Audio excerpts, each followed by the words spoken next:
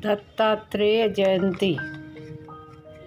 मार्गशीर्ष पूर्णिमा के दिन मृग नक्षत्र के सायंकाल में भगवान दत्तात्रेय का जन्म हुआ। भगवान दत्तात्रेय जी मेष, अत्रि और उनकी सहधर्मिणी अनसुईया के पुत्र थे। इनके पिता अत्रि सप्त ऋषियों में से एक हैं। भगवान दत्तात्रेय को त्रिदेव यानी ब्रह्मा, विष्णु और महेश का स्वरूप माना जाता है। भगवान दत्तात्रेय महायोगी और महागुरु के रूप में भी पूजे जाते हैं, क्योंकि शास्त्रों पुराणों के अनुसार भगवान दत्तात्रेय द्वारा 24 गुरुओं से शिक्षा ली, जो इस प्रकार है। पहले उन्हें शिक्षा ली सूर्य से। भगवान दत्तात्रेय ने सूर्य से शिक्षा ली कि जिस तरह एक होने पर भी अलग अलग माध्यमों से सूर्य अलग अलग दिखाई देता है, वैसे ही आत्मा भी एक ही है, लेकिन वह कई रूपों में हमें दिखाई देती है। दूसरी शिक्षा हमने ली पृथ्वी से। पृथ्वी से हम सहनशीलता व परोपकार की भावना सीख सकते हैं। कई लोग पृथ्वी पर अनेक प्रकार के आघात करते हैं, उत्पात एवं खनन के कार्य करते हैं, लेकिन पृथ्वी माता हर आघात को परोपकार की भावना से सहन कर जाती है। तीसरी शिक्षा ली पिंगला से। दत्तात्रेय जी ने पिंगला नाम की वेश्या से यह सबक लिया कि हमें केवल पैसों के लिए नहीं जीना चाहिए। जब वह वेश्या धन की कामना में सो नहीं पाती थी, तब एक दिन उनके मन में वैराग्य जागा और उसे समझ में आया कि असली सुख पैसों में नहीं बल्कि परमात्मा के ध्यान में है। तब कहीं उन्हें सुख की नींद आई। कबूतर से। दत्तात्रेय भगवान ने यह भी जाना कि जब कबूतर का जोड़ा जाल में फंसे अपने बच्चों को देखकर खुद भी जाल में जा फंसता है, तो इससे यह सबक लिया जा सकता है कि किसी से बहुत ज़्यादा स्नेह दुख की वजह बनता है। वायु से।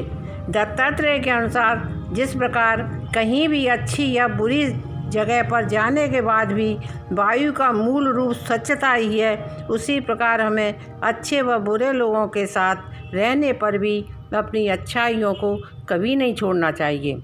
मृग से। मृग अपनी मौज मस्ती उछल कूद में इतना ज़्यादा खो जाता है कि उसे अपने आसपास अन्य किसी हिंसक जानवर के होने का आभास ही नहीं होता है और वह मारा जाता है।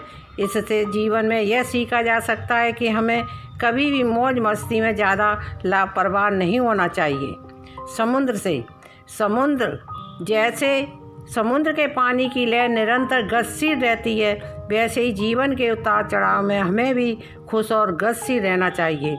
पतंगा से।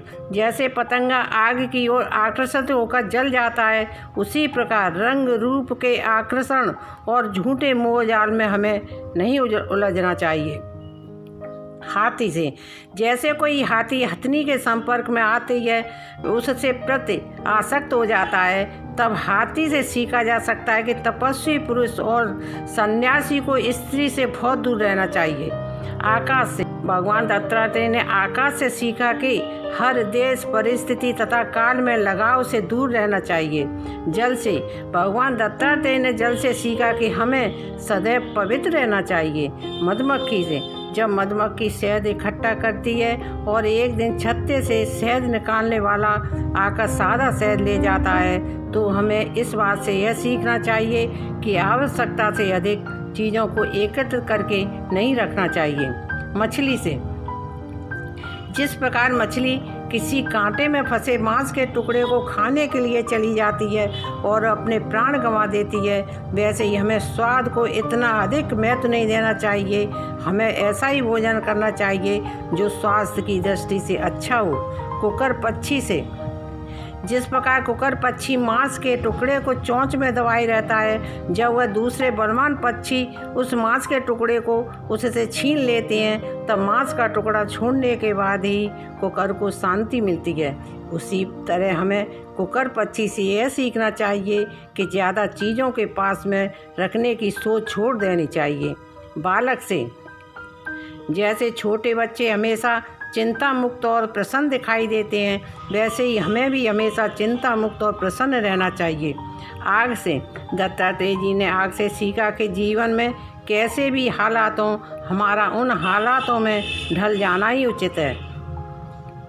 चंद्रमा से हमारी आत्मा लाभ हानि से परे है, वैसे ही जैसे चंद्रमा के घटने या बढ़ने से उसकी चमक और शीतलता नहीं बदलती, हमेशा एक जैसी रहती है, वैसे आत्मा भी किसी प्रकार के लाभ हानि से नहीं बदलती है। कुमारी कन्या से भगवान दत्तात्रेय ने एक बार एक कुमारी कन्या देखी जो धान कूट रही थी। धान कूटते समय उस कन्या की चूड़ियाँ आवाज़ कर रही थी।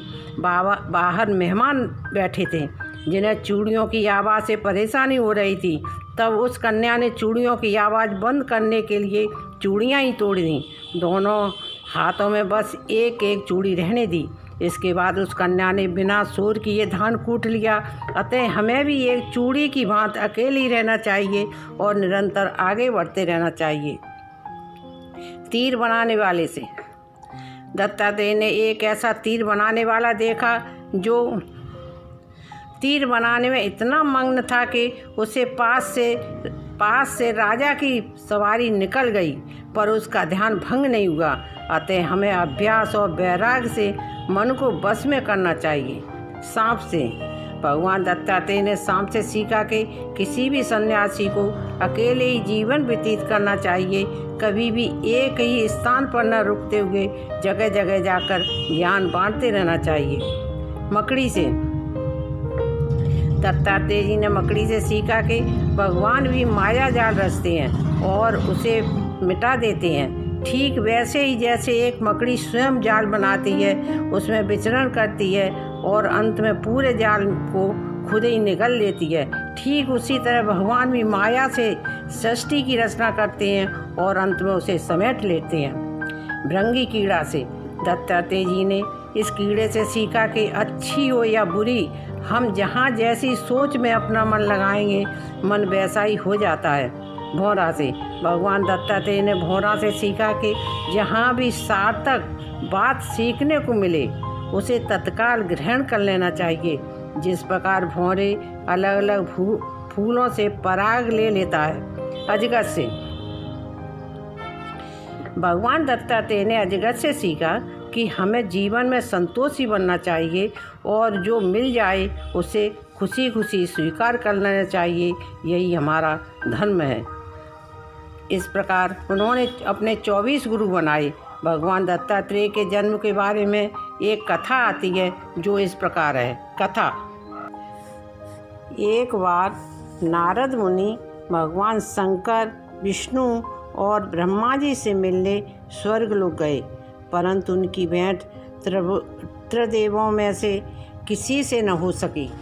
उनकी भेंट त्रिदेवियों की पत्नियों पर पार्वती, लक्ष्मी एवं सरस्वती जी से हो गई। नारद जी ने तीनों का घमंड तोड़ने के लिए कहा कि मैं विश्वंभर का भ्रमण करता रहता हूँ, परंतु अत्रि ऋषि की पत्नी अनुसुईया के समान पतिव्रत, धर्म वाली, शील एवं सद्गुण संपन्न स्त्री मैंने नहीं देखी। आप तीनों देवियाँ भी पतिव्रत धर्म पालन करने में उनसे पीछे हैं। यह सुनकर उनके हेम को बड़ी ठेस लगी, क्योंकि वे समझती थी कि हमारे समान पतिव्रत स्त्री संसार में कोई नहीं है। नारद जी ने चले जाने के बाद तीनों देवियों ने अपने अपने देवों से सती अनुसुईया का पतिव्रत धर्म नष्ट करने का अनुग्रह किया। संयोगवश त्रिदेव एक ही समय अत्रि मुनि के आश्रम पर पहुँचे। तीनों देवता एक ही उद्देश्य से अत्रि मुनि के आश्रम पर पहुँच गए। अनुसुईया का पतिव्रत धर्म नष्ट करना तीनों ने मिलकर योजना बना डाली। तीनों देवों ने ऋषियों का भेष धारण कर अनुसुईया से भिक्षा मांगी। भिक्षा में उन्होंने भोजन करने की इच्छा प्रकट की। अतिथि सत्कार को अपना धर्म समझने वाली अनुसुईया ने कहा, आप स्नान आज से निवृत्त होकर आइए, तब तक मैं आपके लिए रसोई तैयार करती हूँ। तीनों देव स्नान करके आए तो अनुसुईया ने उन्हें आसन ग्रहण करने के लिए कहा। इस पर तीनों देव बोले, हम तभी आसन ग्रहण कर सकते हैं जब तुम प्राकृतिक अवस्था में बिना कपड़ों के हमें भोजन कराओगी।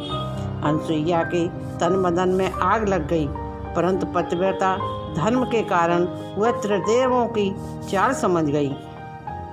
अनुसुईया ने अत्रि ऋषि के चरणोदक को त्रिदेवों के ऊपर छिड़क दिया। इससे त्रिदेव छोटे छोटे बालकों के रूप में बदल गए। तब सबको उनकी शर्त के मुताबिक अनुसुईया ने भोजन कराया तथा पालने पर अलग अलग उन्हें सुला दिया। काफ़ी समय बीत जाने पर भी जब त्रिदेव नहीं लौटे तो त्रिदेवियों को चिंता होने लगी। त्रिदेव को खोजती हुई अत्रि ऋषि के आश्रम में पहुंची और सती अनुसुईया से त्रिदेवों के बारे में जानकारी करने लगी। अनुसुईया ने पालनों की ओर इंगित करके कहा कि तुम्हारे देव पालनों में आराम कर रहे हैं, अपने अपने देवों को पहचान लो। परंतु तीनों के चेहरे एक से होने के कारण वे न पहचान सकी। लक्ष्मी जी ने बहुत चालाकी से विष्णु जी को पालने से उठाया तो वे शंकर निकले। इस पर उनको बड़ा उपवास सहना पड़ा। तीनों देवियों के अनुनय विनय करने पर अनुसुईया ने कहा कि इन तीनों ने मेरा दूध पिया है, इसलिए इन्हें किसी न किसी रूप में मेरे पास रहना होगा। इस पर त्रिदेवों के अंश से एक विशिष्ट बालक का जन्म हुआ, जिसके 3 सिर तथा 6 भुजाएं थी। यही बालक बड़ा होकर दत्तात्रेय ऋषि कहलाए। अनुसुईया ने पुनः पति चरणोदक से त्रिदेवों को पूर्ववत कर दिया। जय हो दत्तात्रेय महाराज की।